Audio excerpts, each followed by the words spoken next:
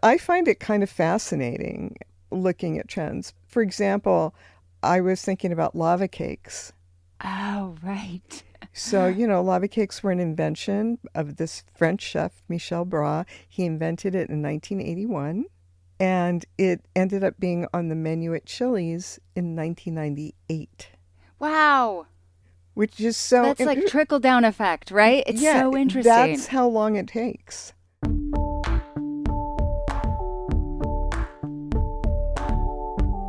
This is the Culture Study Podcast, and I'm Anne Helen Peterson. And I'm Evan Kleiman. I'm the host of Good Food, a podcast, former restaurateur, cookbook author, and chef. You've been hosting Good Food since 1997. How has the show changed over time? Wow. When I first started doing Good Food, it was actually possible for our team to read everything in the media about food. Yeah. I mean, Yeah. you can't even imagine that now. And when I started, it was so nerdy. I mean, even the head of our station, I remember she once said, to my producer, how did you find someone to talk about food using 4-syllable words? Yeah, I mean, it was, food was not part of the cultural zeitgeist at all when we Uh, started. It was much yeah. more the arena of, I think, nerds and foodies. And not like, because I remember my mom had a subscription always to like Bon Appetit. And then like at various times we also would get Gourmet, Mm, which to me was like the highest of high, like, like that's where for a dinner party you would get recipes. But like this was much more than just talking about recipes. It was more about it's always about food culture, like food as culture. I always talk about good food as like the Trojan horse to talk about life. Yeah, And we just use food as a lens to totally. bring everything in. So it's art, science, geography, climate. And then, of course, there's cookbooks and recipes. But really, I would say that the more important cultural aspects of it come to the fore. That's so true. I mean, I think about like so many other cultural artifacts like a celebrity or architecture, right? Like all of these things are ways for us to talk about other things. If we study them, if we analyze them, it's a way of thinking about our values, things that are changing, economics, like all sorts of things. And I think you just have to poke at it a little bit more. Absolutely. I mean, like there's all those monographs with titles like Pencil, Yeah, totally. or like the new book Tuberculosis, where Yeah, it's yeah, yeah. literally the entire world seen through that lens. And certainly food makes that really easy because so much of the ecology of our world is affected by agriculture and what we grow. Yep. And so much of it is hidden, the whole working space, labor issues. The Yep. politics of food now are laid bare more, but in the past, almost no one talked about them. I also think it's so interesting how like fruits get like marketing campaigns like Oh, that, there's like whole it's departments fascinating. behind fruits. Yeah. Like, and you don't think of like fruit having a marketing department behind it. But of course, there are companies that are poised to make a lot of money off of certain fruits. So, like, the one that I always think of is kiwi in the 70s, or was that Yeah, before? kiwi was sort of brought to the market by actually an LA produce broker, Frida, who was just famous for being a very strong woman in a deeply man's world, who would just do all this research and find these little niche products that she could bring to an audience and launch them. But if you even think of names like the Apple names, right? So Honeycrisp, Yeah. Cosmic Yeah. Yeah. Crisp, Yeah. all of these. I've always thought that that would be such a fun job to either work in a place where you named nail polish colors Yes. or gave fruit, which actually their names are probably Z428G is the Yep. variety name. But then Yep. you come up with Cosmic Crisp or whatever. It also makes me think of like how we come up with tastes and like different fashions for tastes. And there's a New Yorker profile that I remember reading many years, more than a decade ago, about like how we like figure out what names to put with taste in order to suggest that something is fresher, right? And I see this right now really vividly in seltzer names where they come up with names of berries, like berries that don't exist, That like don't exist. razzleberry. And then Yes, the idea of freshness, where in the end it's just meaningless right. Right, because because it's of the how it's seltzer flavor. used. Yeah. Well, or even like the prevalence of black cherry versus cherry, because cherry is somehow like cloying, right? But if you put black cherry in front of it, it becomes somehow like a more sophisticated flavor. Oh yeah, my mother was addicted to black cherry soda.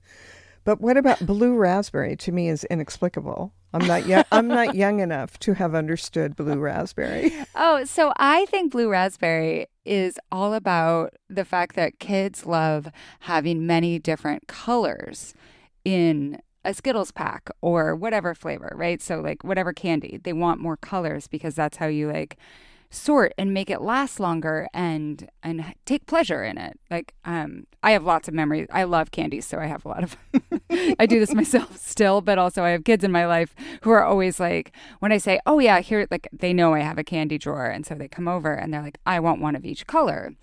And so raspberry, if you just had raspberry flavor, which again, blue raspberry doesn't taste like raspberry, but if you just had raspberry flavor, then you would have another in the long line of reds and pinks that already exist in the pack.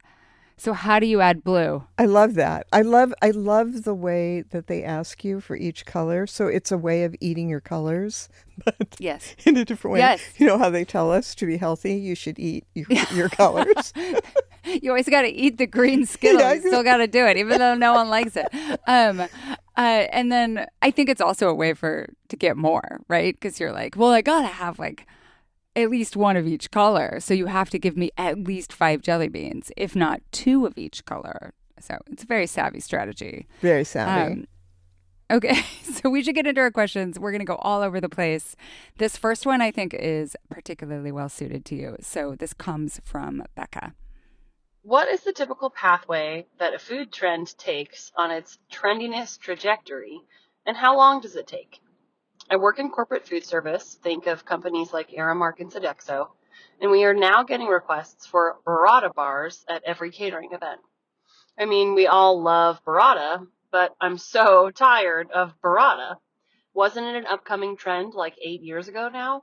Does every trend take this long to arrive to corporate food service? And does that mean that it is officially mainstream?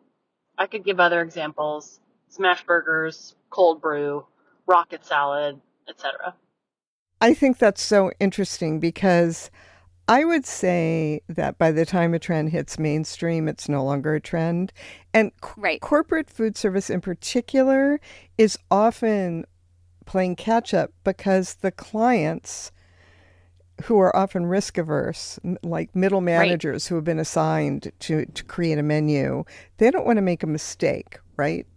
No. So they're not going to pick a food that's on the leading edge of a trend. They're going to pick something safe. And what I was talking about before with Michel Bras lava cake, which, you know, he invented it in 1981. It's on the menu at Chili's in 1998. It's like a decade. Takes a decade. But I think now it's much faster because things burn out. Things come onto the cycle so fast and then they burn out faster. But burrata never seems to burn out. I don't think I had burrata, at least in my, like maybe my mom made it in some sort of fancy thing that she was trying to make at some point. But like, first of all, we could never source burrata in my tiny town in Idaho. Like we could barely source mozzarella, like fresh mozzarella. And that was in like when high school, that was in the 90s. I have a vivid memory of my mom telling me like the first time that she saw an avocado or basil in our grocery store, our local grocery store. Like those were things that were not sourced to small towns like ours for a very long time. But burrata also tastes so good. Do you think that's part of it? I have a different view of burrata because, you know, I have this very long time, decades long link to Italy. I'm there every year. I travel every year. I lead food tours there. And burrata for me was always so linked to a region and to Italian eating. And both mozzarella and burrata there taste very different than they are here still now. Yes.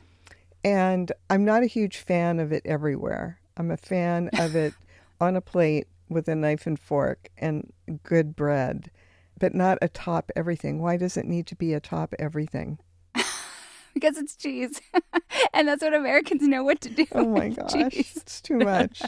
No, no, and that's part of why I thought that this would be interesting, because I think sometimes, how do you think about like these foods that are very much like an everyday food, like almost sometimes a peasant food in countries that are outside of the U.S. that then come and get mainstreamed as like very fancy food here? Well, I mean, that's just what we do, right? Right, right. That's what we do. I'm so the opposite. I'm such an unrepentant home cook, everyday cook, who I just don't think I'm that driven by trends. Although, who knows? It's so in the ether all around us that certainly things must be in.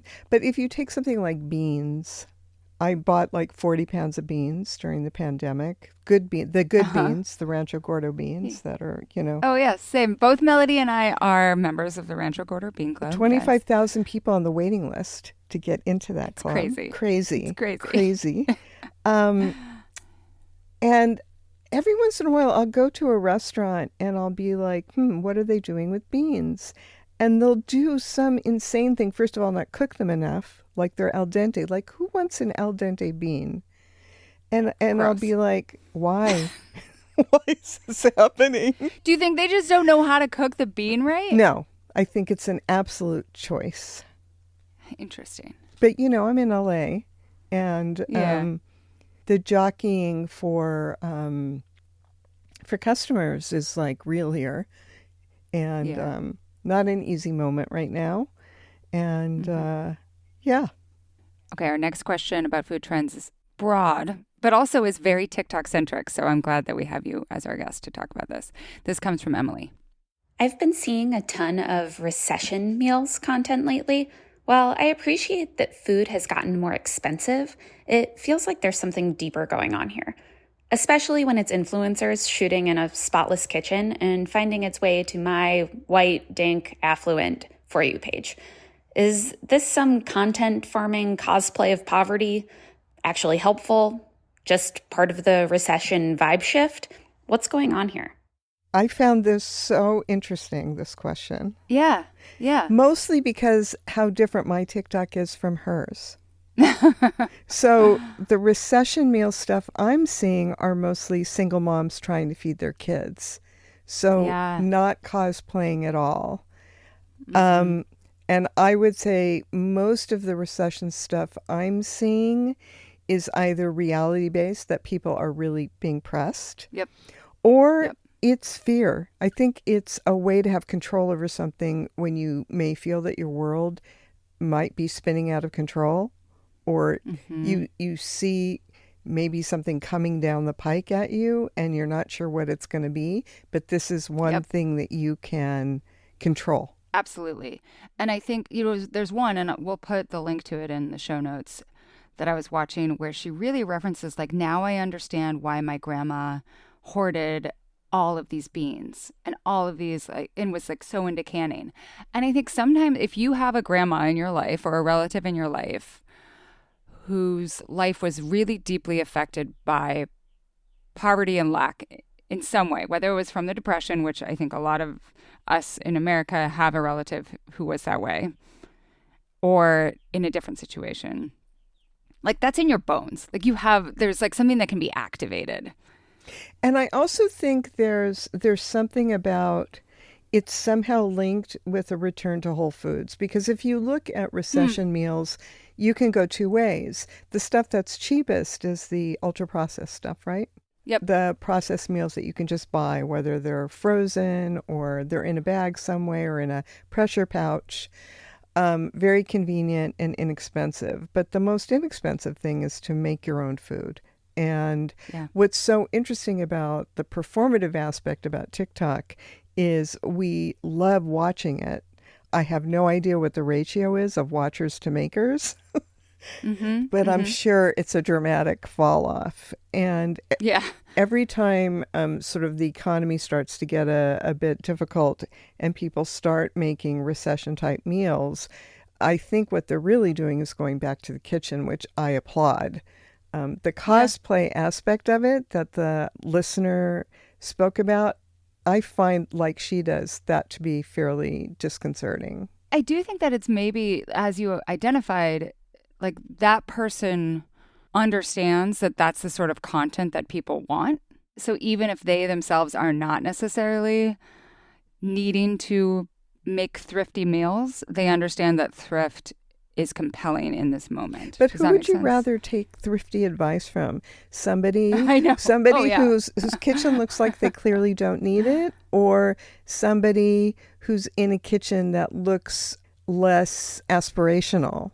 Well, I think that's actually, you would think that it would be the people who are less aspirational, but I think one of the things that people love broadly, Americans love broadly, are rich people who tell you how to save money. Oh, God. It's this real tension and contradiction between consume, like you need to consume, and then also you need to get a deal. And I think of something like it's a website that like breaks down how much each meal costs ultimately. So it's all about recipes where you can get like each meal costs ultimately 63 cents. And I think there's a real pleasure in having like being like, okay, I know. And as you said, I can control exactly how much I'm spending on what each of these meals will be. Yeah, absolutely. Actually, there's a woman on TikTok who does that. She makes meals from one of those sources. And I find watching her fascinating because when we're talking about trends, we're usually talking about additive trends. Like we love Baroque food here in America, more cheese, more sugar of many types, many different textures all at once. And when you're talking about recession type food, you're stripping back. Yeah. That's such a good point. And to normalize that, right? While people are making charcuterie boards, like actually, I don't think we're seeing those charcuterie boards of like not as much 10 meats, right? No. It's like, here's how you make this simple beans. Or a really popular recipe on the New York Times cooking app right now is any grain with any bean with any green. I mean, that's how I love to eat. So I love it. I'm all in there. I'm all in with that trend. Same. I made that recipe like 16 times. I'm like, this is how I'm going to use my, actually get my Rancho Gordo beans and everything under control. Everything in a plate or a bowl. Everything. I don't even own plates. I know. Every time I go to reach for a plate, I'm like, but it's going to slide off. Such an irrational fear. Last night, we had salmon. It's reef net season here on the island, which means that we can get salmon. Like I go down the street and it comes in right off the shore. It's incredible fish. But we cooked like this enormous fillet of salmon, and my piece of it was like 6 inches, and I still didn't want to put it in a plate. I was like, I'm just gonna put it in this bowl with my beans. Comfort. Bowls are comfort.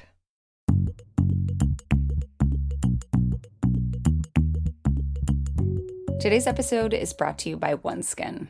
I've been using OneSkin now for, I think, nearly 6 months. And the other day, someone complimented me without me even asking for it about how vibrant and bright my skin looked. And that's personally what I like the most about any sort of skincare product. I don't need someone to tell me that I look young. I just need someone to be like, hey, you look like awake and alive and good. So I use OneSkin's under eye cream, which I love. It like makes any sort of like the feeling that you have when you wake up and you're like, I need to look like I did not just come out of bed. It really helps with that. And then I also use their moisturizer, which is just a very basic moisturizer that's not oily, but also just lasts. Like I don't end the day and think like, oh, I need some more moisturizer for my face. Like it's incredibly nourishing.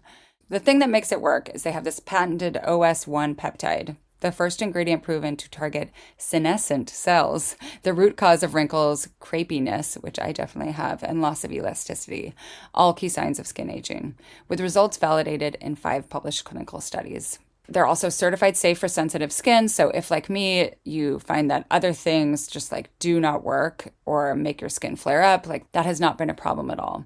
Their moisturizers are free from over 1,500 harsh or irritating ingredients. They're dermatologist tested and have been awarded the National Eczema Association's seal of acceptance by the NEA. OneSkin is the world's first skin longevity company, targeting cellular aging to keep your skin and scalp looking and acting younger for longer. For a limited time, you can try OneSkin with 15% off using code CULTURE at oneskin.co. That's 15% off oneskin.co with code CULTURE. After you purchase, they'll ask you where you heard about them. Please support the show and tell them that we sent you. Try OneSkin today. Your future self will thank you. Today's episode is brought to you by ZocDoc. So I recently found out that my dentist has moved away. I need a new dentist, and I'm really stressed out about it, and it's making me avoid making my appointment, which is very bad because I need to have a cleaning every 6 months. I have poor enamel. It's very important. So right now, I'm looking around. I'm getting recommendations from other people about the dentist that they like, but the easiest way and the way that I'm actually going to make this appointment is by using ZocDoc. ZocDoc is a free app and website where you can search and compare high-quality, in-network doctors and click to instantly book an appointment. With ZocDoc, you can book in-network appointments with more than 100,000 doctors and dentists across every specialty, from mental health to primary care and urgent care, all sorts of things. You can filter for doctors who take your insurance, are located nearby, are a good fit for any medical need that you may have, and are highly rated by verified patients. Once you find the right doctor or dentist, you can see their actual appointment openings, choose a time slot that works for you, and click to instantly book a visit. Appointments made through ZocDoc also happen fast, typically within 24 to 72 hours of booking. More often than not, you can also get same-day appointments, especially true if you're looking for doctors. So stop putting off your doctor's appointment or find your new dentist and get that dentist appointment on your books and go to ZocDoc.com/culture to find and instantly book a top-rated doctor today. That's ZocDoc.com/culture. ZocDoc.com/culture. Okay, next question. Oh, I'm so excited for this one. This one comes from Brian. Why are Nashville hot chicken places spreading like wildfire? It seems like every strip mall in Northern Virginia has one nowadays, and a buddy in Seattle said they've started popping up there too. What gives? Okay, so for people who don't know what Nashville hot chicken is. How is that possible? Well, I do think that its spread has been recent from outside the South. I didn't know about it until I did a big story on Nashville bachelorettes. And there was a huge story in Bitter Southerner about like who is the real Nashville hot chicken. But can you describe what it is for listeners? So it's fried chicken, but the dredge. So whatever the dredge of choice is, whether it's flour based, cornstarch, rice, whatever the recipe is, there is just a ton of cayenne pepper in it. And the how hot it is obviously is determined by how much chili pepper is added to the dredge. So when you're eating it, it can be a nice sort of peppery experience, or it can be oh my God, what am I going to do with this mouthful of food I just put in my mouth? Kind of like, like the hot wing show. Yes, absolutely. But it's huge. But what's so funny is in LA, the trend started in 2016 when Howlin' Ray's opened. So the fact that it's trending now and percolating in Seattle, I just think is so weird. Like they're so behind.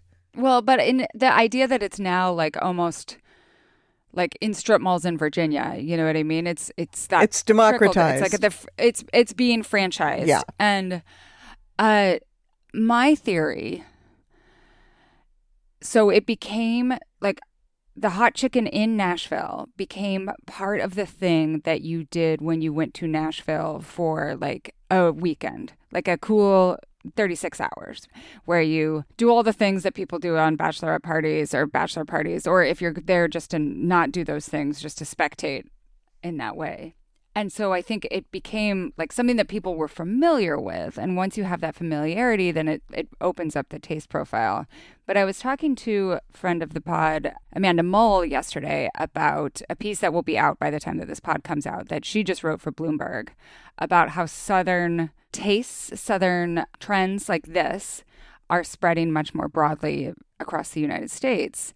And her larger thesis has a lot to do with air conditioning and how like people want to go, like there's more tourism to the South in part because of the prevalence of air conditioning. That's so interesting.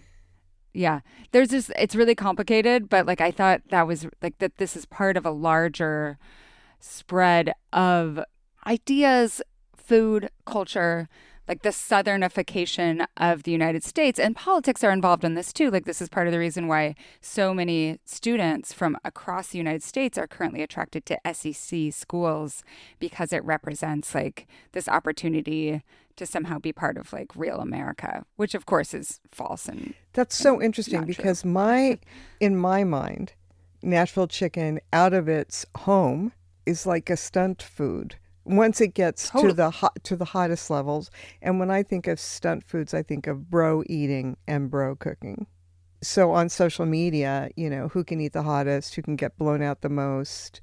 I mean, I remember when Jonathan Gold, you know, the famed restaurant critic who was on my show every week for 20 years, first covered Howlin' Ray's. And he was trying to describe to me the experience and realized he couldn't describe it without it becoming unseemly. And maybe the after experience too. Yeah, the after experience. I was going to say, do you think that the more franchise style hot chicken joints are actually that hot? Like if you're buying something at a strip mall, it's probably something that you want to be able to consume. I think that almost all of them have different levels. Oh, that you can pick. So you can pick, because why would they want, you know, let's say a couple goes and somebody doesn't even want any. Almost all of these places also offer a mild. I mean, it's just so interesting. I mean, I love heat, and I love heat in lots of foods. I also like really good fried chicken. And sometimes if the ratio of heat is just too high, then it shuts down your taste buds, and I personally don't enjoy the experience as much. Yeah, because you're just concentrating on like surviving. Exactly. Getting through of swallowing and what happens after that. But then, you know, I'm sure I'm not the audience either. Yeah. Okay, this next question is from Samantha. Here's a question about tinned fish. When did they become a trendy aesthetic item? And where's the love for other kinds of canned food that can't be Instagrammed?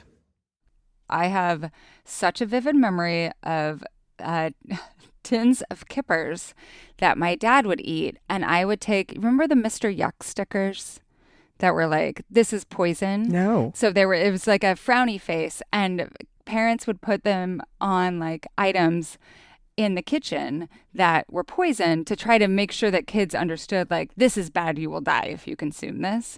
So it would be on, you know, just like things that look like they would be otherwise like candy or, you know, something fun to drink or whatever. Like it was a safety measure. And I would take the Mr. Yuck stickers and I would put them on the kippers. A young critic. Because I thought they were so disgusting and smelled so bad.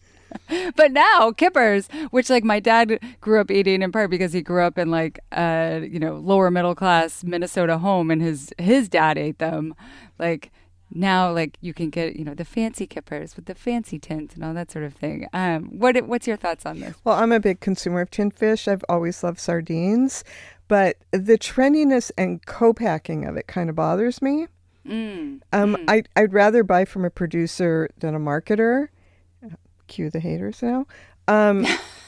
You know, that's a good distinction, though. That's a really good distinction. And especially in the tinned fish space, where high-end, you know, fishermen, Spanish and Portuguese producers of tinned fish, forever they've had this long-time tradition of really beautiful packaging. They're kind of like wine labels. Yes. I mean, it's a brand identity, and now I think for people who don't have a ton of extra cash to spend on durable luxuries, tinned fish, which can be pricey, let's be clear, is within reach, and it has the cachet of whatever the box looks like. I mean, I did an interview with a woman who has a restaurant here in LA, and also one back east that I think they serve over 100 different varieties of tinned fish. And after I interviewed her, I was so intrigued by some of the brands she name checked that I ended up buying a $60 can of redneck tuna from a Spanish producer. $60 for a tin because I just How was it? It was a peak eating experience. Yes. It was amazing, and I wish I hadn't opened it just for myself. I wish I had saved it for like a dinner party, and I will probably one day buy it again. But that was from a Spanish producer, a restaurant actually, who collaborated with a fishing establishment. So interesting. But other canned foods, I feel like, did you grow up eating canned vegetables? Yes, my mom would can some vegetables, mostly fruits though. Like she canned peaches, she canned asparagus. That's a big one in the Pacific Northwest is to can asparagus, which is really, really good. It's really good. It's completely separate eating experience from fresh asparagus. Absolutely. But yeah, it's really good. I have come around in my snobby thinking, my farmers market driven Southern California thinking, to embrace certain frozen and canned foods again. Yeah. Yeah. What frozen ones have you embraced? I always have in my freezer now frozen artichoke hearts. Oh, interesting. Because to do all that work. I'm happy to do it. I did it this weekend when friends came over. But so frozen artichokes, you always have to have the blueberries. Yes. But then peas and edamame, always. Yes. Oh my gosh. I've always eaten a lot of frozen peas. I love frozen peas with a little bit of salt on top. That's so good. But also just in if you're making a little I don't know, just like ramen or something like that. Always. Just pour little peas in there. Yes, definitely. But I think that the question too about why there isn't that same aesthetic value to canned things. I would argue that I've seen a lot of in Whole Foods and that sort of thing. You see fancy canned asparagus. It's usually pickled. Pickled asparagus, stuff or that's it's pickled in a jar. can still be fancy. Yeah, it's not in a tin can. You can actually see them. But I would also say that what's happened to tinned fish in terms of the labeling is happening to some canned foods. What is the name of the modern bean company where they're very saucy? Seen this. Is it called Hay? It's called.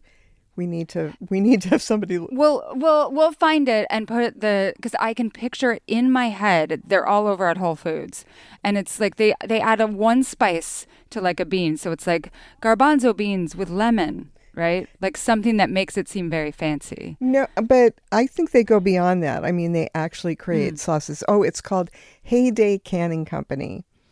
And their beans are in curry or a very flavor-forward sauce. But the labels on them are so bright and cheerful and the opposite of what you think of when you think of a dreary can of canned beans. And often when I go to the market, they're sold out. I bet. Look at that. I'm looking at the pictures and I'm oh, this is so amazing. Kimchi sesame navy beans, apricot glazed baked beans. Let's see what else. Enchilada black beans. So they're making a harissa lemon chickpeas. There That's you what go. I was thinking of. You got to add the harissa in there. And the aesthetic here really reminds me, as you said, of these tinned fish, which, and you pointed this out, this is a long lineage. There were multiple canneries on this island, and you can look in the historical records for all of the labels that they used, and because people have scanned them, and you can get prints of them and all that sort of thing. They're exquisite, and they look like this. And somehow, I don't know when, they stopped. Where the can just became perfunctory. The artwork on the can became perfunctory. And given that what's inside as the listener said, is not Instagrammable. Yeah. Even if it's a delicious food, it's like what you call ugly delicious. Then the can should speak, right? Yeah.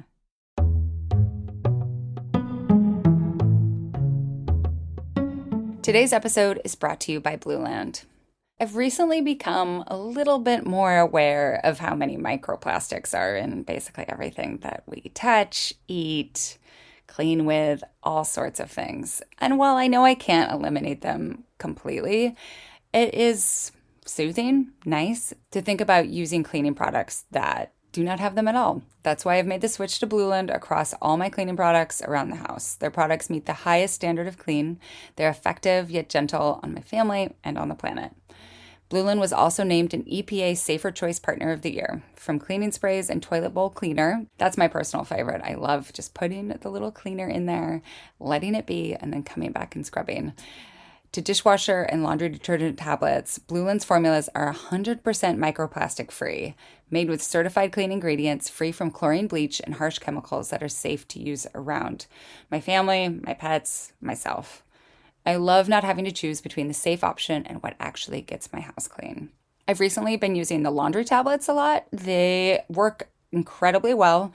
I am constantly getting food all over myself. And they have gotten out all of the weird dirt stains that I get from working in the yard, but also the food stains that I get all over every hoodie that I've ever worn. And the toilet tablets, I've talked about this a lot, but I really love the ease of just throwing one in and then coming back the next time that I'm in the bathroom and I'm like, oh, I'll just give this a quick little scrub. Right now, Blueland has a special offer for listeners. You can get 15% off your first order by going to blueland.com/culture. You won't want to miss this. blueland.com/culture for 15% off. That's blueland.com/culture to get 15% off. Today's episode is brought to you by ZBiotics. I have to tell you about my favorite pre-night out ritual. It's called pre-alcohol. This is actually it's a wonderful thing to do. You're like, oh, I'm cleaning the house. This past weekend, we had a bunch of people over to eat some smoked meats. Cleaning the house and getting everything ready. I'm chopping some things for the salad. I'm like, oh, I'll just have a little bit of my pre-alcohol. And part of it, I always talk about this with friends, I cannot even have small amounts of alcohol and not feel it the next morning. So I love using pre-alcohol ahead of time and then waking up and it's I had 1 glass of wine instead of 2 glasses of wine. ZBiotics pre-alcohol probiotic drink is the world's first genetically engineered probiotic. It was invented by PhD scientists to tackle rough mornings after drinking. So it's very simple how it works. When you drink, alcohol gets converted into a toxic byproduct in the gut. It's the buildup of this byproduct, not dehydration, as I've always thought, that's to blame for rough days after drinking. Pre-alcohol produces an enzyme to break this byproduct down.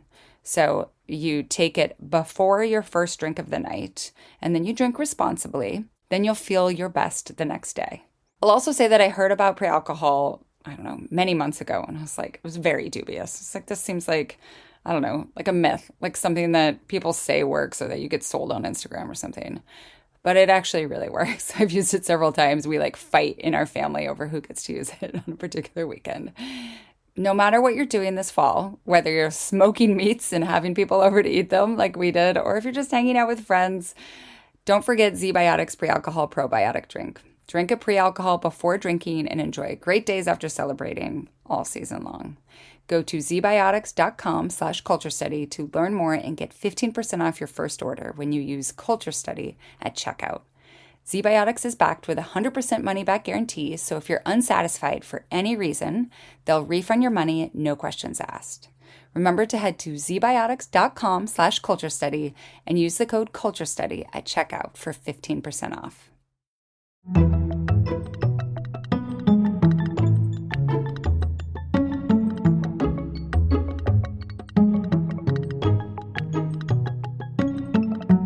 Okay, next question is about mangoes. Sorry, I gave it away. This comes from Carrie.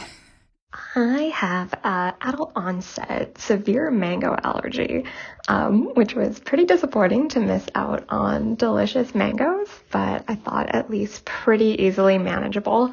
However, it's one I see on menus all the time now across dishes and different cocktails and sauces and across all styles of restaurants. Mangoes are definitely more accessible to us in northern Canada now with improved food, transportation, and globalization. But do they have a rep as a luxury ingredient to be across so many dishes and cuisines, or are they really just that versatile? So I didn't realize that the mango is the most popular fruit in the world and also in the United States. Because of our huge immigrant population. Yeah. Recently, I interviewed a local mango broker here in Southern California who brings in Pakistani mangoes. Wow. And sells out of the trunk of his car. And people make appointments for him and pay a week in advance to get these exquisitely sweet and amazing mangoes. I don't think the listener is talking about those kind of mangoes, though.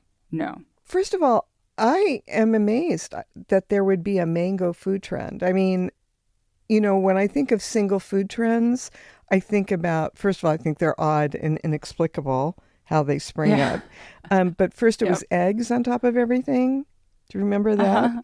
And yeah, I mean, I still put an egg on top of it. And then burrata. But yes, on like burrata everywhere. But mango, it's so interesting. I don't think I've seen that on everything. Part of me wants to say it's because Northern Canadians need more vitamin C against scurvy. I don't know. You know what? When you have a sensitivity to something, I think it alerts you to the presence of something like, oh, there's a little mango chutney on the side of this, right? Like so it might not be that mango is like the forward ingredient in these dishes. It's more that it's something that is showing up a lot in like sauces or side dishes. I do think that in hot sauces and in barbecue sauces. And in condiments, it's certainly showing up. And I think probably because it brings it's like this trifecta, right? It brings its amazing flavor, its color, and then its texture. It probably brings a lot of body to whoever is manufacturing those sauces. Yeah, that's so true. Like when you think of like mango, pureed mango, like the consistency of it is really useful. Yeah, beautiful, actually. Okay, another food trend, one of my favorite foods. This comes from Elise. My European coworkers always harass me about the fact that in mainstream USA, the only veg option on many menus is Brussels sprouts. I'm a vegetarian, I love Brussels sprouts, and I happen to appreciate the fact that I can almost always find an appetizer or a side dish in just about any odd place in the country because they'll be on the menu, even if they're fried or candied or whatever. But after they pointed it out, I can't unsee it. Why are Brussels sprouts on practically every U.S. menu and never any other vegetables? Bars, steakhouses, you name it, the option is always Brussels. It's because when they're raw, they're indestructible. So a restaurateur or a chef can buy a giant case of them and they can just sit there in the walk-in until they need to be used, which the same can't be said of seasonal produce. Or even broccoli. Well, I was about to say when I had my restaurant, broccoli was like a very popular side dish. And every time we tried to take it off the menu to put something more seasonal on, customers would revolt. They would like, bring back the broccoli. That's so true. They're mini cabbages. They last forever. Yeah, Brussels sprouts and cabbage, just like you said, they do. It lasts forever. But I would say to the listener who name checked her friend that as a person who travels frequently to Italy, where there are a million vegetable dishes, why is it always boiled or sautéed dandelion greens called cicoria on every single menu, no matter the region? I mean, I love them, but there isn't a lot of variation on European restaurant menus either. I was just in Greece, and like every island has a slightly different like focus, but of course, like there's not a lot of variation there either. I also think it's because Brussels, like this person noted, there are many preparations. And most of them happen in the oven. So a chef doesn't have to stand over a pot It's like you take your Brussels sprouts, you trim them up, you toss them with whatever the flavor profile situation is going to be, and then you throw them on a sheet pan and put them in the oven. Do you remember when Brussels had like their glow up? Like what time was that? Because I think a lot of people remember Brussels sprouts as like the gross thing that was overcooked. Absolutely. I mean, I remember as a child asking to be excused from the table and taking Brussels sprouts with me and throwing them into the neighbor's yard.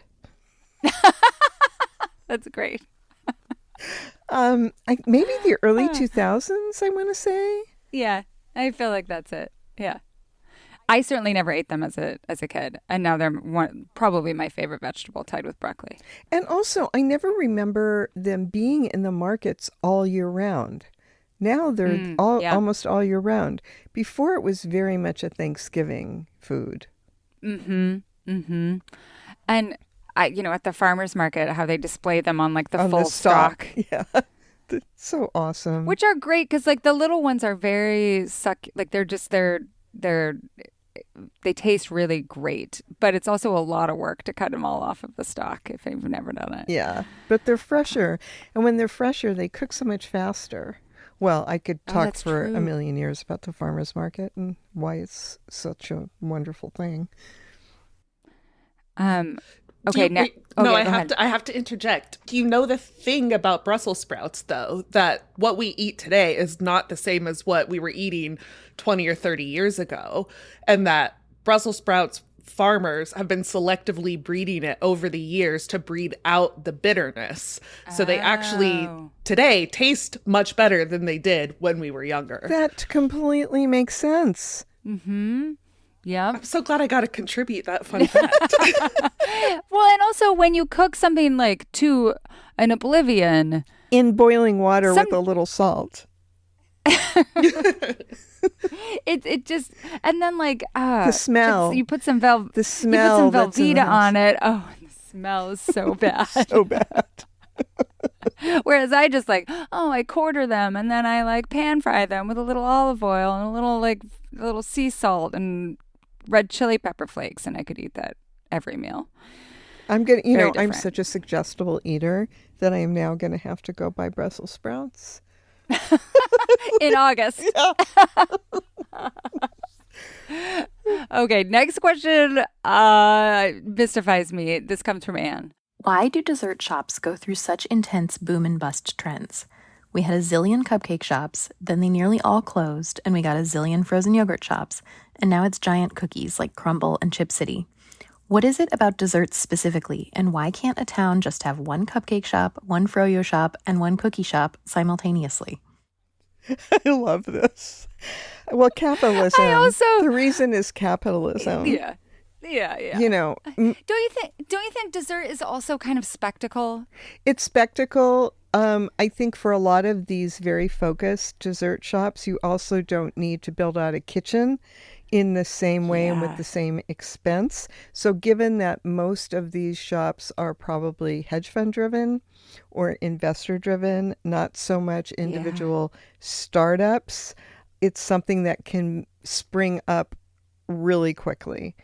And like you said, proliferate and then die. It's like, yeah. And I also think like with the spectacle desserts, so something like these giant cookies or like really elaborate cupcakes or cronuts, or like the froyo with 100 different toppings, like a dessert is easier to get sick of, I think, than a burrito. Oh, well, 5,000 times, given that the burrito is one of my favorite foods. But I would also say that I'm lucky enough to live in a city that has all those shops open simultaneously. And there still are like these legacy froyo shops that have been open for like a couple decades now, but maybe there's 2 of them, not 20 of them. Mm-hmm. I do not understand the giant cookie that crumbles in front of you, the reason for it. And I think that's going to go away really fast. Oh, yeah, I do too. Cupcakes are different, though, because children love cupcakes and moms bake cupcakes for children. So cupcakes will always be there. But a single standalone shop that only sells cupcakes. I mean, Sprinkles now in LA, it's vending machines. Interesting. You go and you buy a Sprinkles cupcake out of a vending machine. Oh, so stale. No. Oh my gosh. No. Really? Oh yeah, because people buy them and they're in malls with a lot of traffic, and I've done it. I admit. No, I mean, I love frosting. My thing is I buy a cupcake and then I only eat the top. See, we'd be the perfect partners. I only like the crumb. I like the cake part. Do you remember TCBY? You know, I think during the TCBY era, I was building my restaurants, and so I didn't go out in the world. It was sort of like being in weird cooking jail. Yeah. You didn't go to so I never 99-cent waffle cone Wednesday? No. So those were all over, and that was the first wave of the frozen yogurt popularity in the late 80s. And the one thing I do really love about stores like that is that they offer an opportunity to go somewhere. Like I would go there after piano lessons. Oh, I love that. And it was like, well, anything that's a ritual that like that becomes something more than just what you're eating, right? Exactly. It's like that moment of pause and pleasure and yeah. But it was never as good as the local ice cream shop that had licorice ice cream. And instilled in me, black licorice, instilled in me an incredibly deep love of black licorice ice cream. If I see it anywhere, it doesn't matter the time of day, I will have black licorice ice cream. Black licorice is one of my favorite candies ever, and I love the salty kind even. The idea of eating a black licorice ice cream just sounds like heaven to me. You've never had one? No. Well, I know one place I know always has it is the Big Dipper in Missoula, Montana. So if you ever go there, you can get it there. But also other kind of more old-fashioned ice cream stores. You won't see it at a new-fashioned ice cream place, but the old-fashioned ones still have it, and it is exquisite. Oh, so good. It never goes out of style. No. I'm just thinking about black licorice and how all licorice should be black licorice and why those red things are called licorice.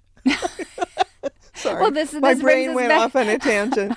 This brings us back to the beginning of the discussion where we're like, oh, let's evacuate this substance from the thing that makes it good and distinctive, and let's give it a taste that is more nothing, like a red vine. Red Which vine. Red vine tastes like wax. Chapstick. Yes. 100%. Which I always wanted to eat just a little bit of when I was 5, because I was like, oh, it tastes like flavor, you wanted something like that. But you don't have to eat chapstick. You can eat black licorice. Yeah. Where can people find you if they want to hear more from you? KCRW's Good Food is a radio show here in Southern California at 89.9 FM. It airs on Saturday mornings at 10. It is also a podcast everywhere you get your podcasts. Just look for KCRW's Good Food. And I learn something new all the time. And it really is such a great companion to something like culture study, because culture study takes on food. It's wonderful. So I highly recommend. I love that. Thank you so much, Anne. Thanks for listening to the Culture Study Podcast. Today, paid subscribers got a bonus segment about how to make meal planning suck less, featuring a very special guest. You don't want to miss it. Be sure to subscribe wherever you get your podcasts, because we have so many great episodes in the works, and I promise you don't want to miss any of them. If you want to suggest a topic, ask a question about the culture that surrounds you, or submit a question for our subscriber-only advice time segment, go to our Google form at tinyurl.com/culturestudypod or check the show notes for a link. And if you want to support the show and get bonus content, head to culturestudypod.substack.com. It's $5 a month or $50 a year, and you'll get ad-free episodes, an exclusive advice time segment, and weekly discussion threads for each episode. The Culture Study Podcast is produced by me, Anne Helen Peterson, and Melody Rowell. Our music is by Poddington Bear. You can find me on Instagram at Anne Helen Peterson, Melody at Melodious47, and the show at Culture Study Pod.